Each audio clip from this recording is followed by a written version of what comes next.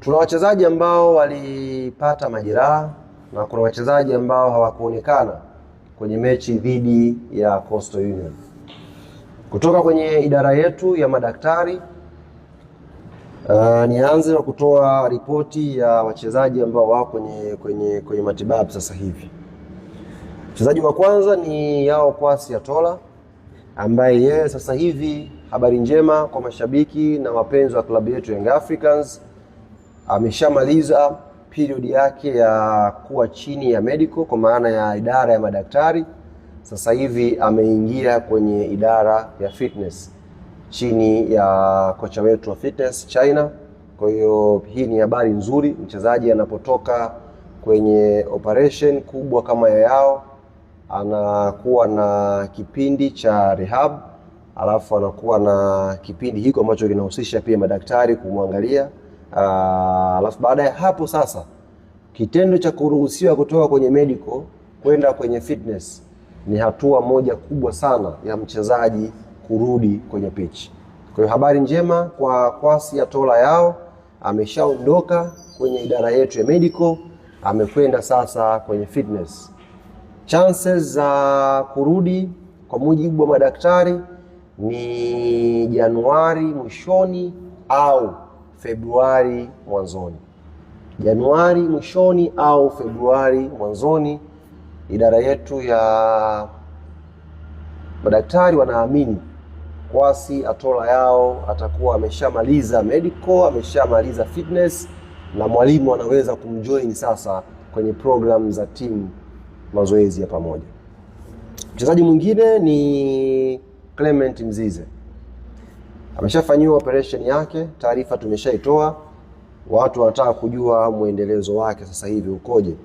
Mzize sasa hivi yupo chini sasa yupo kwenye hiyo rehab process, na yupo chini ya Dr. Yusuf kwa maana ya physio. Ameanza mazoezi mepesi. Mazoezi mepesi sio ya fitness. Mazoezi mepesi kutokana na jeraha lake, kujaribu kukunjua ule mguu, goti, tuone limekuwa sawa kiasi gani. Kwa hiyo yupo katika kipindi hiko, bado hajafika kwenye kipindi cha fitness. Unaweza kumuona Mzize, umepata picha yuko gym, lakini usiamini kwamba gym kaenda kufanya mazoezi ya fitness. Yuko chini ya idara ya madaktari na Dr. Yusuf kwa maana ya physio wetu ndio anamsimamia kwa sasa hivi. Chances za kurudi Mzize ni lini? Kwa mujibu wa daktari, Mzize anaweza kurudi pia Januari mwishoni au early February. Januari mwishoni au mwanzoni mwa mwezi wa pili, Clement Mzize anaweza kurudi uwanjani. Mchezaji mwingine ambaye nimeona ameandikwa sana hapa siku mbili hizi ni Mudathir, ambaye amekosekana kwenye mechi mbili za mwisho za ligi ambazo Yanga amecheza. Na mmeona taarifa Mudathir ameondolewa pia kwenye kikosi ambacho kilikuwa kinasafiri kuelekea Egypt, maandalizi ya kuelekea Morocco kwa ajili ya AFCON. Mudathir amepata shida ya goti, na yeye bahati nzuri shida yake sio shida ya kufanyiwa operation. Jambo la kumshukuru Mwenyezi Mungu, shida yake sio shida ya kufanyiwa operation. Nimeona mahala watu wameandika Mudathir anakwenda kufanyiwa operation. Sio kweli. Mudathir shida yake sio ya kwenda kufanyiwa operation.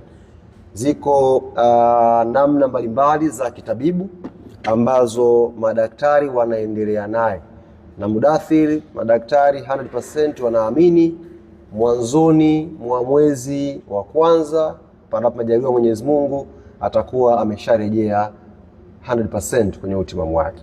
Kwa ni matibabu anaendelea nayo chini ya idara yetu ya madaktari, lakini sio operation. Kuna rehab process kidogo anaendelea nazo, tukiamini na wao wakiamini kiscience mwanzoni mwa mwezi Januari chuma kitakuwa kimerejea vizuri.